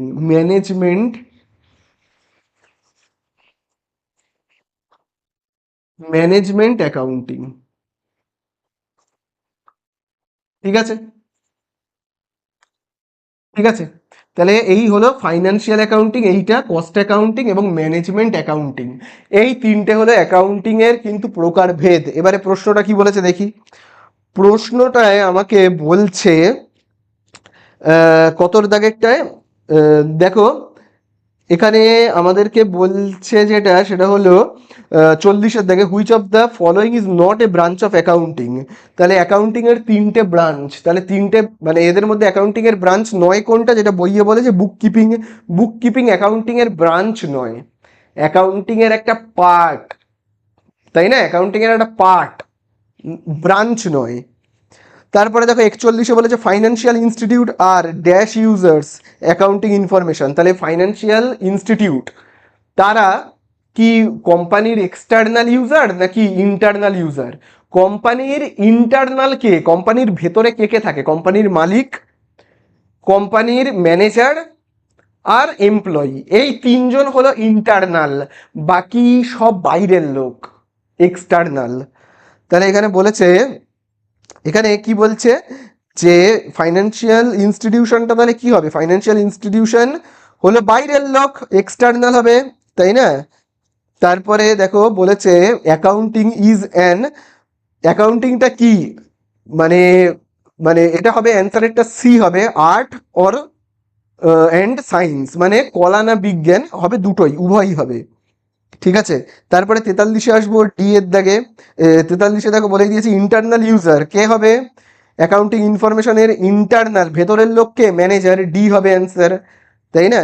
তারপরে 44-এর দাগেরটায় বলেছে এক্সটার্নাল ইউজার অফ অ্যাকাউন্টিং, বাইরের লোককে, কোম্পানির বাইরের লোক কারা, গভর্নমেন্ট মানে সরকার বাইরের লোক, ক্রেডিটর্স বাইরের লোক, ইনভেস্টর সব বাইরের লোক, মানে ডি একটা হবে অল অফ দিস।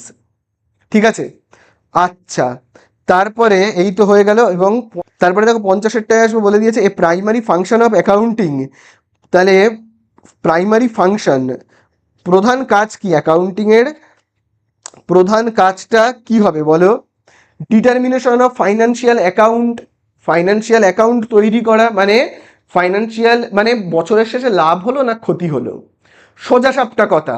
অ্যাকাউন্টিং এর ফাংশন কি, কেন করা হয়, অ্যাকাউন্টিং কেন করা হয়, বছরের শেষে লাভ হলো না ক্ষতি হলো, মানে যেটা বা আমরা বলতে পারি যে ফাইন্যান্সিয়াল পজিশনটা কেমন, কোম্পানি লাভে যাচ্ছে না ক্ষতিতে যাচ্ছে, ফাইন্যান্সিয়াল পজিশনটা কেমন, সেটার জন্য করা হয়। যেটাকে দেখবে এখানে বলা হচ্ছে ডিটারমিনেশন অফ ফাইন্যান্সিয়াল অ্যাকাউন্ট, মানে ফাইন্যান্সিয়াল অ্যাকাউন্টটা কেমন, মানে ও লাভে আছে না ক্ষতিতে আছে সেটা দেখার জন্য। বোঝা গেল? তাহলে বোঝা গেল এই ব্যাপারটা পুরো। আর একটা পার্ট আমরা আলোচনা করব, জাস্ট আর একটা পার্ট। তো দেখো আমি এগুলোকে মুছে দিচ্ছি। এবারে যে পার্টটা আলোচনা করব সেটা কিন্তু বেশ ইম্পর্টেন্ট, এবং এখান থেকেও কিন্তু কিছু এমসিকিউ পরীক্ষায় আসে। তাহলে এবারে এই পার্টটা নিয়ে আলোচনা করব, সেটা কি, তার আগে আমি তোমাদের আরেকবার রিভাইজ করিয়ে দিই, কারণ যেটা নিয়ে আলোচনা করব সেটা কিন্তু ওই রিভিশনের পার্টের মধ্যেই কিন্তু থাকবে। দেখবে আমি তোমাদের বলেছিলাম যে অ্যাকাউন্টিং এর টোটাল হয় 5টা পার্ট, 5টা পার্ট। তো প্রথম পার্টের নাম কি, প্রথম পার্টের নাম হলো লেনদেন, যেগুলো আর্থিক লেনদেন সেগুলোকে কি চিহ্নিত করা, ঠিক আছে, সেগুলোকে চিহ্নিত করা। দেখো আমি এখানে লিখে রাখছি, লিখছি আর্থিক যেগুলো লেনদেন, আর্থিক লেনদেনগুলোকে, লেনদেনগুলোকে কি চিহ্নিত করা বা শনাক্ত করা, ঠিক আছে।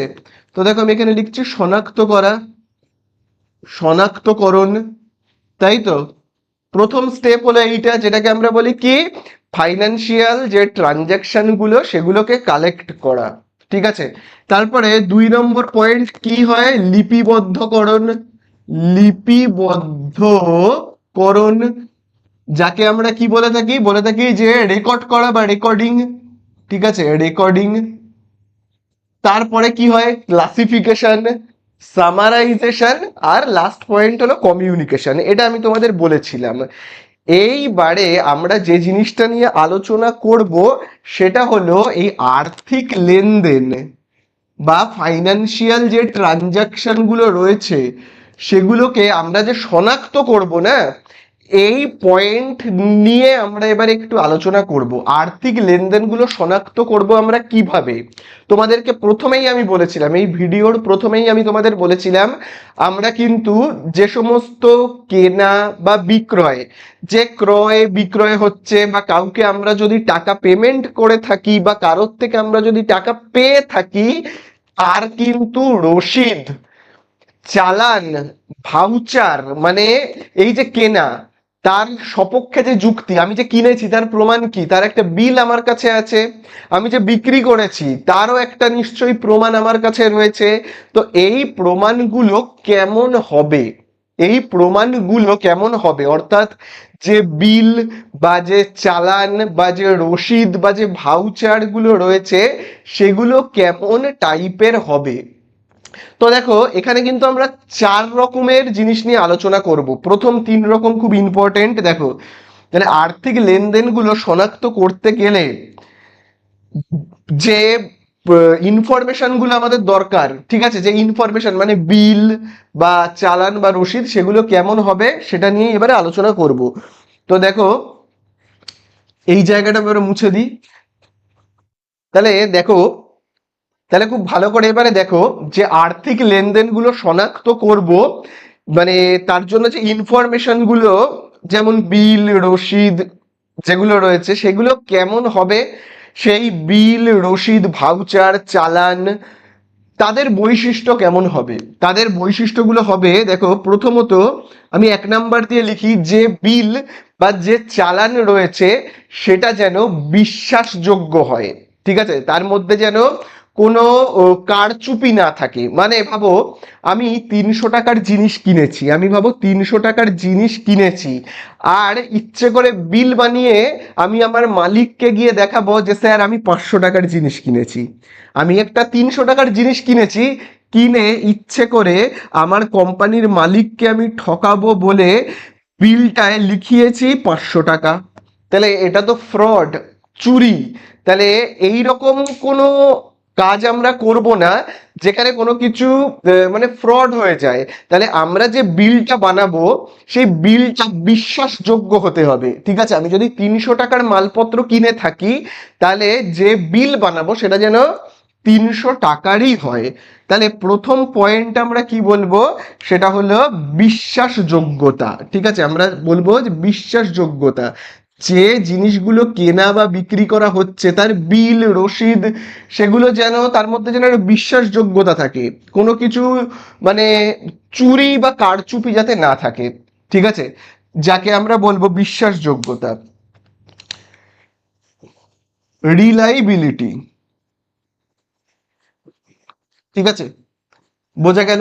চলো নেক্সট পয়েন্ট, যে বিল ভাউচার বা যেগুলোই থাকুক না কেন সেগুলো যেন প্রাসঙ্গিক হয়। প্রাসঙ্গিক হয় মানে কি, ভাবো আমি কিনেছি, ভাবো আমি 300 টাকার জিনিস কিনেছি, ভাবো আমি 300 টাকার যে জিনিসটা কিনেছি, ভাবো ধরা যাক 300 টাকার, ভাবো কি কি ধরে নেওয়া যায়, ভাবো পেন্সিল কিনেছি, ভাবো পেন্সিল কিনেছি, ঠিক আছে, 300 টাকার পেন্সিল। এবারে যে বিলটা আমি এনে অ্যাকাউন্টেন্টকে দিয়েছি হিসাবের জন্য, সেটা ভাবো একটা, ভাবো বাড়ির কোনো আটা ময়দা বা আলু পটল কেনার বিল এনে দিয়েছি, তাহলে কি হবে, বিজনেসের জন্য যে যে জিনিসটা কেনা হয়েছে তার বিলটাই তো কাজে লাগবে, তাই না। আমি যদি বাড়ির কোনো জিনিসপত্র কেনার বিল নিয়ে এসে কোম্পানিতে দিই তাহলে কি ঠিকঠাক কি হিসাব নিকাশ করা যাবে, যাবে না, তাহলে কিন্তু অ্যাকাউন্টিং কখনোই ঠিকঠাক হবে না। তাহলে যে বিল বা যে ভাউচার গুলো আমাদের রয়েছে সেগুলো কিন্তু প্রাসঙ্গিক হতে হবে, সেগুলোর মধ্যে যেন প্রাসঙ্গিকতা থাকে, সেগুলোর মধ্যে যেন প্রাসঙ্গিকতা থাকে। বোঝা গেল, প্রাসঙ্গিকতা থাকে মানে কোম্পানির বিল যেন কোম্পানির বিলই হয়, যেন বাইরের কোনো বিল টিল যাতে এর মধ্যে ঢুকে না পড়ে, প্রাসঙ্গিক বিল যেন হয়, মানে ব্যাপারটা যেন রেলিভেন্স হয়। বোঝা গেল। তাহলে প্রথম পয়েন্ট কি, বিশ্বাসযোগ্যতা, যত টাকার বিল, যত টাকার জিনিসপত্র কেনা বা বিক্রি হয়েছে সেই বিলে যেন সেই অ্যামাউন্টই লেখা থাকে, তার থেকে কম বা বেশি যেন লেখা না থাকে, অর্থাৎ বিলটা যাতে বিশ্বাসযোগ্য হয়। প্রাসঙ্গিকতা মানে কি, যে কোম্পানিতে আমি কাজ করছি বা যে জিনিসটা কেনার জন্য বিলটা রয়েছে, যে জিনিসটা কেনা হয়েছে তার বিলটাই যেন আমার কাছে থাকে, যেন আমি বাড়ির কোনো বিলপত্র এনে যাতে কোম্পানির মধ্যে কোম্পানির হিসাব নিকাশের কাজে যেন মানে ঢুকিয়ে না দিই, ঠিক আছে, যেন প্রাসঙ্গিক হয়। আচ্ছা দ্বিতীয় পয়েন্ট কি, বিলটা যেন বোঝা যায়, যে হিসাব করছে বা যে কোম্পানির হিসাব রাখছে সে যেন বিলটা ভালো করে পড়তে পারে, মানে তার মধ্যে যেন বোধগম্যতা থাকে, বোধগম্যতা যেন তার মধ্যে থাকে, মানে বিলের বিলটা লেখাটাই হয়তো ভালো করে পড়া যাচ্ছে না, এত বাজে হাতের লেখা, যাতে বিলটা না পড়াই যাচ্ছে না, যাতে এত বাজে হাতের লেখা এরকম যেন না হয়, বিলটা যেন পড়ে বোঝা যায়, ঠিক আছে। তাহলে বোঝা যায় আন্ডারস্ট্যান্ডবিলিটি,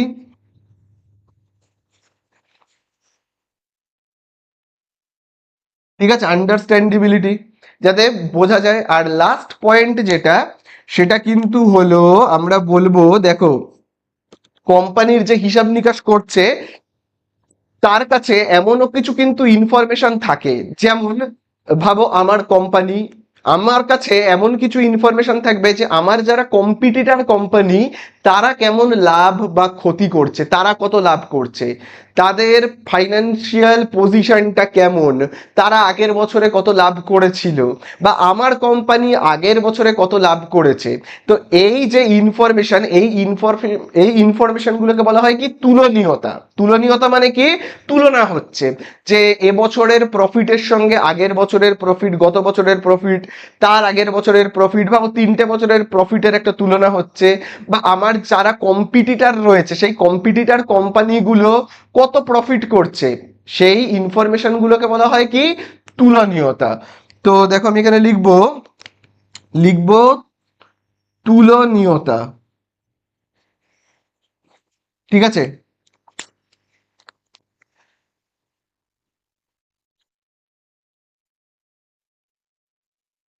কম্পেয়ারেবিলিটি, ঠিক আছে।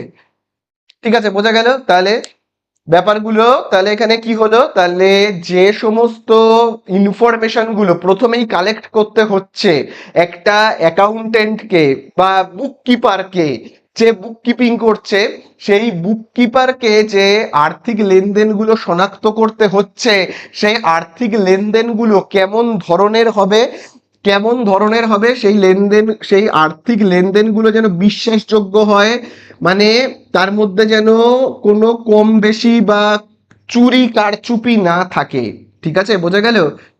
বুক কিপার যে বিল রসিদ ভাউচার গুলো কালেক্ট করছে সেইগুলো যেন বিশ্বাসযোগ্য হয়, তার মধ্যে যেন কোনো চুরি কারচুপি না থাকে, মানে রিলায়েবিলিটি যেন তার মধ্যে বজায় থাকে, রিলায়েবিলিটি যেন তার মধ্যে বজায় থাকে। তারপরে সেই বিলগুলো যেন প্রাসঙ্গিক হয়, কোম্পানির বিল আর বাড়ির জিনিসপত্র কেনার বিল যেন মিশে না যায়, ঠিক আছে। আমার যে কোম্পানি যে জিনিসটা কেনা হয়েছে তার বিলই যেন আমার কাছে থাকে কোম্পানিতে, সেই কোম্পানিতে যেন বাড়ির কারোর পার্সোনাল কাজের জন্য কিছু কেনা হয়েছে তার বিল যেন না চলে আসে, অর্থাৎ বিলগুলোর মধ্যে যেন প্রাসঙ্গিকতা বজায় থাকে, অর্থাৎ রেলিভেন্স হয়, অর্থাৎ যেন রেলিভেন্স হয় বিলগুলো। তারপরে দেখো বোধগম্যতা, অর্থাৎ বিলের হাতের লেখা, ভাবো বিলটা এমন যে বিলটা পড়াই যাচ্ছে না ভালো করে, এত বাজে হাতের লেখা, তো এরকম যেন না হয়, বিলটা যেন বোধগম্য হয়, বোধগম্যতা যেন বজায় থাকে, অর্থাৎ আন্ডারস্ট্যান্ডেবিলিটি যেন অবশ্যই বজায় থাকে। এবং লাস্ট পয়েন্ট হলো তুলনীয়তা, এরকম যেন কোনো ইনফরমেশন অবশ্যই থাকে। তুলনীয়তা মানে হলো আগের বছরের প্রফিটের সঙ্গে এবছরের প্রফিটের তুলনা, বা আগের ভাবো আমার কোনো কম্পিটিটর কোম্পানির প্রফিট আর আমার প্রফিটের মধ্যে যে তুলনা, সেই তুলনীয়তা যেন বজায় থাকে, অর্থাৎ কম্পেয়ারিবিলিটি যেন বজায় থাকে, ঠিক আছে। তাহলে এই হলো কিন্তু 4টে প্রধান বৈশিষ্ট্য। এবারে আমরা কয়েকটা এমসিকিউ করে ফেলবো। তো দেখো তোমরা 37 এর প্রশ্নতে কি বলে দিয়েছে, which of the following is not a qualitative characteristic of accounting information. তো 4টে পয়েন্ট বলেছে, 4টে পয়েন্টের মধ্যে কোনটা, যে অ্যাকাউন্টিং যে ইনফরমেশন, এই দেখো অ্যাকাউন্টিং যে ইনফরমেশন তার 4টে এরকম বৈশিষ্ট্য হওয়া উচিত, তার মধ্যে কোনটা বৈশিষ্ট্য নয়। দেখো বৈশিষ্ট্যগুলো কি কি হবে, অ্যাকাউন্টিং যে ইনফরমেশন তার বৈশিষ্ট্যগুলো হবে রিলায়েবিলিটি, রেলিভেন্স, আন্ডারস্ট্যান্ডেবিলিটি অ্যান্ড কম্পারেবিলিটি। তাহলে এদের এই হলো 4টে বৈশিষ্ট্য, তাহলে এদের মধ্যে বলেছে বৈশিষ্ট্য নয় কোনটা, তাহলে বৈশিষ্ট্য নয় হলো ডি নম্বরে দেখো রয়েছে প্রেজেন্টেশন। প্রেজেন্টেশন হলো অ্যাকাউন্টিং ইনফরমেশনের কোনো বৈশিষ্ট্য নয় কিন্তু, ঠিক আছে। তারপরে দেখো 38 দেখো, তাহলে বলে দিয়েছে হু of the following is not an external user, ঠিক আছে। তাহলে এক্সটার্নাল ইউজার নয় কে বলো, এক্সটার্নাল ইউজার নয় হলো ম্যানেজমেন্ট, মানে ডি এর দাগেরটা হবে, ঠিক আছে। তারপরে দেখো 39-এর দাগে কি বলে দিয়েছে, which of the following is an internal user, তাহলে ইন্টারনাল ইউজার কি হবে, ম্যানেজমেন্ট হবে, অর্থাৎ এর দাগ হবে। তারপরে দেখো 48-এর দাগে দেখবে, 48-এর দাগে কি বলে দিয়েছে, the basic qualities that make a accounting information useful for decision making. তাহলে অ্যাকাউন্টিং যে ইনফরমেশন তার সেটা তার কোয়ালিটি কি, মানে অ্যাকাউন্টিং ইনফরমেশনের কোয়ালিটিটা মানে ক্যারেক্টারটা মানে বৈশিষ্ট্যটা কেমন হবে, অ্যাকাউন্টিং ইনফরমেশনের বৈশিষ্ট্যটা কেমন হবে। তো দেখো এর দাগে বলেছে কম্পায়ারেবিলিটি অ্যান্ড কনসিস্টেন্সি। তাহলে কম্পায়ারেবিলিটি কিন্তু একটা বৈশিষ্ট্য ঠিকই, কিন্তু কনসিস্টেন্সি কিন্তু নয়, মানে ধারাবাহিকতা। কনসিস্টেন্সি মানে ধারাবাহিকতা, ধারাবাহিকতা কিন্তু অ্যাকাউন্টিং ইনফরমেশনের বৈশিষ্ট্য নয়। বি এর দাগেরটা হবে অ্যান্সার, যেখানে দেখো বলে দিয়েছে রিলায়েবিলিটি অ্যান্ড কম্পায়ারেবিলিটি, এইটা হবে বৈশিষ্ট্য। এই যে দেখো রিলায়েবিলিটি আর কম্পায়ারেবিলিটি, এটা হলো কিন্তু বৈশিষ্ট্য, ঠিক আছে। 49-এর দাগে দেখো কি বলে দিয়েছে, 49-এর দাগে দেখো বলে দিয়েছে when information about two different enterprises has been prepared and presented in a similar manner the information.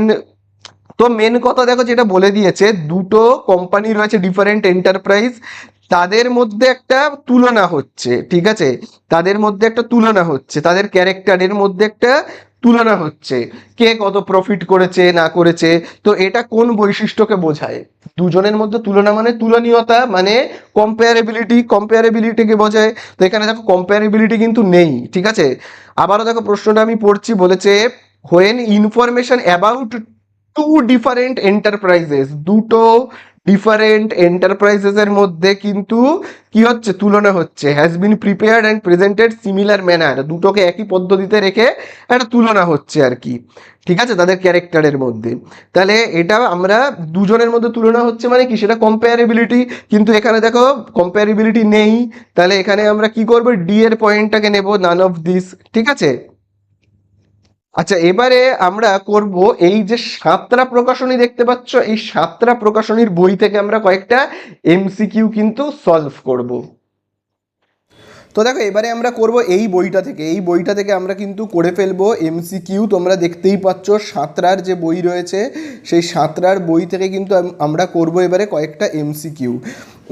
তো দেখো এখানে এমসিকিউতে কি বলে দিয়েছে, প্রথমেই দেখো 1 নম্বরে দেখো বলে দিয়েছে হিসাব নিকাশ বা অ্যাকাউন্টিং কি। তো মনে রাখবে অ্যাকাউন্টিং হলো কিন্তু কলা ও বিজ্ঞানের সমন্বয়, মানে বুঝতে পেরেছো তো, আর্ট আর সায়েন্স দুটোই কিন্তু। তারপরে দেখো 2 নম্বরে কি বলে দিয়েছে, 2 নম্বরে দেখবে বলে দিয়েছে অ্যাকাউন্টিংয়ের কাজ আরম্ভ হয়, কখন আরম্ভ হয়, বুক কিপিংয়ের পর, মানে হিসাব রক্ষণের পর কিন্তু স্টার্ট হয়, তাই তো। তারপরে দেখো 3-এর দাগে বলে দিয়েছে আধুনিক হিসাবশাস্ত্রের জন্ম হয়েছে কবে, এই যে দেখো 1494-তে জন্ম হয়েছে, তাই না।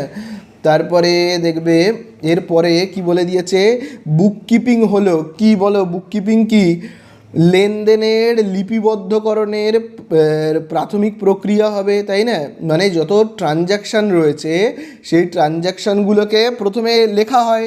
বুক কিপিং মানে কি, বুক কিপিং মানে হলো প্রথমে কি, যত রকমের ট্রানজ্যাকশান সেইগুলোকে কালেক্ট করা, তাই না, তারপরে সেগুলোকে লিপিবদ্ধ করা। তাহলে লিপিবদ্ধ করবার জন্য মানে যত ট্রানজ্যাকশান সেগুলোকে লিপিবদ্ধ করার প্রাথমিক একদম প্রথম কাজ কি, সেই লেনদেনগুলোকে চিহ্নিতকরণ করা, সেটাই তো হলো বুককিপিংয়ের কাজ, তাই না। তাহলে লেনদেনের লিপিবদ্ধকরণের প্রাথমিক প্রক্রিয়া, লেনদেনগুলোকে লিপিবদ্ধ করতে গেলে প্রথমে কি, সেগুলোকে কালেক্ট করতে হবে, কালেক্ট করা প্রাথমিক কাজ হলো কি, লেনদেনগুলোকে কালেক্ট করা। তাহলে লেনদেনের লিপিবদ্ধ করবার প্রাথমিক প্রক্রিয়া, তাই না। তারপরে আমরা চলে আসব এই 5-এর দাগে, দেখো 5-এর দাগে বলে দিয়েছে কি, বলে দিয়েছে এই যে তোমার হিসাব নিকাশের উদ্দেশ্য কি। হিসাব নিকাশ মানে হলো কি তোমার অ্যাকাউন্টিং। তাহলে অ্যাকাউন্টিংয়ের প্রধান উদ্দেশ্য কি, আর্থিক ফলাফল নির্ণয় ও আর্থিক অবস্থা নির্ণয়, ঠিক আছে, বোঝা গেল। আর্থিক ফলাফল নির্ণয় মানে কি, লাভ হলো নাকি ক্ষতি হলো, এবং এখন আমার কোম্পানিটা কেমন জায়গাতে দাঁড়িয়ে রয়েছে সেটা দেখা। তাহলে হবে কত, সি এর দাগেরটা। আচ্ছা তারপরে আমরা আসবো 6-এর দাগেরটাতে, দেখো কি বলে দিয়েছে, হিসাবশাস্ত্রের 2 তরফা দাখিলা পদ্ধতির জনককে, লুকা প্যাসিওলি, মনে রাখবে অ্যাকাউন্টিংয়ের জনক। তারপরে দেখো বলে দিয়েছে 6-এরটা হয়ে গেল। তো এবারে আমরা চলে আসবো ডাইরেক্ট 10-এর দাগে, ঠিক আছে। আচ্ছা 10-এর দাগে বলে দিয়েছে নিম্নোক্তদের মধ্যে কে হিসাব নিকাশকরণের বাহ্যিক ব্যবহারকারী নয়। বাহ্যিক মানে কি, এক্সটার্নাল যে ইউজার নয় কে, বলো তো, এক্সটার্নাল ইউজার নয় হলো ব্যবস্থাপক, মানে ম্যানেজার। ম্যানেজার কিন্তু এক্সটার্নাল নয়, ম্যানেজার কিন্তু হলো ইন্টারনাল, ঠিক আছে। এবারে 11-এর দাগে দেখো কি বলে দিয়েছে, 11-এর দাগে বলেছে যে কোনো কারবারি প্রতিষ্ঠানের আর্থিক তথ্য প্রকাশ পায় আচ্ছা, আর্থিক তথ্য কিসে আর্থিক ফলাফল, আর্থিক ফলাফল মানে কোম্পানিটা কি লাভ হলো নাকি ক্ষতি হলো সেটা প্রকাশ পায় কিসে? প্রকাশ পায় কিন্তু লাভ ক্ষতির হিসাব, মানে যেটাকে বলা হয় কিন্তু তোমার লাভ ক্ষতির হিসাবে। মানে তোমরা যদি দেখো এখানে খুব ভালো করে দেখো, এই দেখো তোমরা এখানে দেখেছো তো যে অ্যাকাউন্টিংয়ের 5টা স্তর হয়, 5টা দেখবে এরকম স্তর হয়। তার মধ্যে এই সংক্ষেপণে আমরা কি করি? সংক্ষেপণে আমরা নির্ণয় করি যে কোম্পানিটা কি লাভ করলো নাকি ক্ষতি করলো। তাহলে এখানে আমরা কি করি বলো তো? প্রফিটের পি লিখছি অ্যান্ড লসের এল লিখছি। এখানে আমরা প্রফিট অ্যান্ড লস অ্যাকাউন্ট তৈরি করি, মানে দেখি লাভ হচ্ছে নাকি ক্ষতি হচ্ছে। তারপর এখানে আমরা ব্যালেন্স শিট বানাই, ব্যালেন্স, আমি দেখো এখানে লিখছি ব্যালেন্স শিট, এই সবগুলো আমরা এখানে বানাই। বোঝা গেল? ঠিক আছে। আর শ্রেণীবদ্ধকরণে আমরা কি করি বলো তো? শ্রেণীবদ্ধকরণে আমরা করি লেজার তৈরি করি, লেজার, মনে রাখবে লেজার। এই অঙ্কগুলো কিন্তু আমরা শিখবো, হ্যাঁ, সেমিস্টার 2তে শিখবো, লেজার তৈরি করা শিখি। তারপরে লেজারকে বাংলায় কি বলা হয় বলো তো? খতিয়ান। এই খতিয়ান তৈরি করা আমরা শিখি। ঠিক আছে। দেখবে যখন আমি তোমাদেরকে বলেছিলাম না এই যে বক্স বক্স করে, একটু আগে দেখবে আমি তোমাদের বোঝালাম প্রত্যেকটা পৃষ্ঠায় আলাদা করে যে কত টাকার পারচেস করা হয়েছে, কত টাকার সেল করা হয়েছে, দেখবে কত টাকার ওয়েজেস দেওয়া হয়েছে, এক বছরে টোটাল ওয়েজেসের পিছনে কত টাকা খরচা হয়েছে, রেন্টের পিছনে টোটাল কত টাকা খরচা হয়েছে এক বছরে। এই যে বক্স বক্স করে আমি করলাম না, এইগুলোকে বলা হয় কি? খতিয়ান তৈরি করা বা লেজার তৈরি করা, যেটা আমরা কি করি? শ্রেণীবদ্ধকরণ বা ক্লাসিফিকেশনে করি। ঠিক আছে। তাহলে এই হলো ব্যাপার। তাহলে এখানে বোঝা গেল তো? তাহলে আমরা এখানে কারবারের আর্থিক ফলাফল মানে লাভ হয়েছে না ক্ষতি হয়েছে, এটা আমরা কোথা থেকে জানবো? এটা কিন্তু আমরা জানবো লাভ ক্ষতির হিসাব থেকে, মানে প্রফিট অ্যান্ড লস অ্যাকাউন্ট থেকে, মানে ওই যে সামারাইজেশন ওই পয়েন্টটা থেকে। আচ্ছা, তারপরে 12 দাগে দেখো কি বলেছে? হিসাব নিকাশ তত্ত্বের বাহ্যিক ব্যবহারকারী মানে এক্সটার্নাল ব্যবহারকারী কে কে হবে বলো? এক্সটার্নাল ব্যবহারকারী হবে তোমার বিনিয়োগকারী আর সরকার, মানে 1 আর 3। তাহলে দেখো 1 আর 3 কোথায় রয়েছে? বি এর দাগে দেখো রয়েছে, তাই না? আচ্ছা, 13 দাগে দেখো কি বলে দিয়েছে? বলে যে হিসাব নিকাশ তত্ত্বের আভ্যন্তরীণ ব্যবহারকারীকে, ভেতরের কথা কে জানবে? ম্যানেজার, মানে ব্যবস্থাপক মানে কি? ম্যানেজার। ঠিক আছে। 15 দাগে দেখো কি বলে দিচ্ছে? না, 15 দাগে আর আসার দরকার নেই এখানে, এখন নয়, পরে আমি বলবো। আচ্ছা, আগে আমরা 16 দাগেরটা করি। বলে দিয়েছে এদের মধ্যে আভ্যন্তরীণ ব্যবহারকারী কে? আভ্যন্তরীণ ব্যবহারকারী হলো কে হবে? ব্যবস্থাপক, মানে যাকে আমরা বলি ম্যানেজার। ঠিক আছে। আচ্ছা, তারপরে আমরা আসবো এইখানে, এই যে এই দিকটাতে আসবো আমরা 17 দাগে। তাহলে দেখো 17 দাগে আমরা কি করব? বলে দিয়েছে কোনটি হিসাবের শাখা নয় বলো? দেখো আমি বলেছি তোমাদেরকে একটু আগেই, দেখবে বলেছিলাম যে অ্যাকাউন্টিং মানে হিসাব নিকাশের 3টে শাখা। ফাইন্যান্সিয়াল অ্যাকাউন্টিং, যেটাকে বলা হয় আর্থিক হিসাব নিকাশ। তারপরে দেখবে আমি বলেছিলাম কস্ট অ্যাকাউন্টিং, যেটাকে বলা হয় পরিব্যয় হিসাব নিকাশ। এবং তারপরে বলেছিলাম কি? ম্যানেজমেন্ট অ্যাকাউন্টিং, যাকে বলা হয় পরিচালন হিসাব নিকাশ। তাহলে এই যে 3টে হলো কি? হিসাব নিকাশের শাখা। তাহলে বলেছে শাখা 9 কোনটা? তাহলে এই যে এইটা শাখা 9। বোঝা গেল? অ্যান্সার হবে ডি। তারপরে দেখো 18 দাগে আমরা আসবো। 18 দাগে কি বলেছে? 18 দাগে বলেছে আর্থিক ফলাফল মানে লাভ করলো, ব্যবসা লাভ করলো না ক্ষতি করলো, বা আর্থিক অবস্থা মানে ব্যবসাটা এখন কেমন পজিশানে রয়েছে, আমার ব্যবসার পজিশান কেমন। ঠিক আছে। তা বিশ্লেষণ করে তথ্য, না, তা বিশ্লেষণ করে তথ্য ব্যবহারকারীদের জ্ঞাত করাকে আমরা কি বলি? তার মানে আমাদের ব্যবসা লাভ করলো না ক্ষতি করলো সেটা নিয়ে অ্যানালিসিস, যেটাকে কমিউনিকেশন বলা হয় বা যেটাকে জ্ঞাতকরণ বলা হয়। এই যে বলেছে না, এই যে জ্ঞাতকরণটা, এটা কার আন্ডারে পড়ে বলো তো? এটা কিন্তু পড়ে হিসাব নিকাশের আন্ডারে, মানে অ্যাকাউন্টিংয়ের আন্ডারে। ঠিক আছে, অ্যাকাউন্টিংয়ের আন্ডারে। তাহলে অ্যাকাউন্টিংয়ের 5 নাম্বার পয়েন্টে দেখবে, একদম লাস্ট পয়েন্টে দেখবে আসে এই যে হিসাব নিকাশের একদম লাস্ট পয়েন্টে আসে দেখবে জ্ঞাতকরণ, তাই না? তারপরে দেখো চলে এসো 19 দাগে কি বলছে? 19 দাগে দেখো এখানে বলছে যিনি কারবারি প্রতিষ্ঠানে হিসাব নিকাশের কাজ করে তাকে আমরা কি বলি বলো? তাকে আমরা বলি হিসাব রক্ষক বলে থাকি, তাই না? হিসাব রক্ষক বলে থাকি। তারপরে দেখো 20 দাগে দেখো কি বলে দিয়েছে? হিসাব রক্ষণ শুরু হয় কখন? শুরু হয় আর্থিক লেনদেনগুলোকে আগে শনাক্ত করা হবে। আর্থিক লেনদেন মানে ফাইন্যান্সিয়াল ট্রানজ্যাকশানগুলোকে আগে কি শনাক্ত করব, তো চিহ্নিত করব। তারপরে কি? তারপরে তো হিসাব রক্ষণ স্টার্ট হবে। আমরা আগে প্রথম কাজ কি? ফাইন্যান্সিয়াল ট্রানজ্যাকশানগুলোকে, প্রথম কাজ হলো ফাইন্যান্সিয়াল ট্রানজ্যাকশানগুলোকে চিহ্নিত করা। দ্বিতীয় কাজ কি, সেগুলোকে খাতায় লিপিবদ্ধ করা, মানে রেকর্ড করা, তাই তো। তারপরে আমরা কি করি, লিপিবদ্ধ করি। তারপরে নেক্সট কাজ কি হয় বলো, ক্লাসিফাই। তারপরে আমাদের নেক্সট কাজ হয় ক্লাসিফাই করা, তাই না, ক্লাসিফাই। এবং তারপরে ক্লাসিফাইয়ের পরে আমাদের কাজ কি হয়, এই যে হিসাবরক্ষণ স্টার্ট করা। তাহলে হিসাবরক্ষণ স্টার্ট করবার জন্য আর্থিক লেনদেনগুলো শনাক্ত থেকেই তো আমাদের স্টার্ট হয়। প্রথম পয়েন্টটা কি হয়, আর্থিক লেনদেনগুলোকে চিহ্নিত করা বা শনাক্ত করা। সেখান থেকেই আমাদের টোটাল অ্যাকাউন্টিংয়ের কাজটা স্টার্ট হয়ে গেল, ঠিক আছে। তারপরে দেখো আমাদের 20 পরে দেখো 22 আমরা দেখব। 22 আর্থিক হিসাব নিকাশের উদ্দেশ্য কী। আর্থিক হিসাব নিকাশের আমার উদ্দেশ্য কী, উদ্দেশ্য হলো এটাই, আর্থিক হিসাব নিকাশের আমার উদ্দেশ্য হলো আর্থিক ফলাফল নির্ণয় করা এবং আর্থিক অবস্থা, যে আমার লাভ হলো না ক্ষতি হলো এবং আমার কারখানাটা বা কোম্পানিটা কোন পরিস্থিতিতে রয়েছে, মানে এ আর বি উভয়ই হবে। আচ্ছা, তারপরে আমরা চলে আসবো 23 দাগে। 23 দাগে দেখো কি বলে দিয়েছে, নিম্নলিখিত এইগুলোর মধ্যে আর্থিক বিবরণীর বাহ্যিক ব্যবহারকারী নয় কে। তো বিনিয়োগকারী তো বাহ্যিক, সরবরাহকারীও বাহ্যিক, সরকার বাহ্যিক।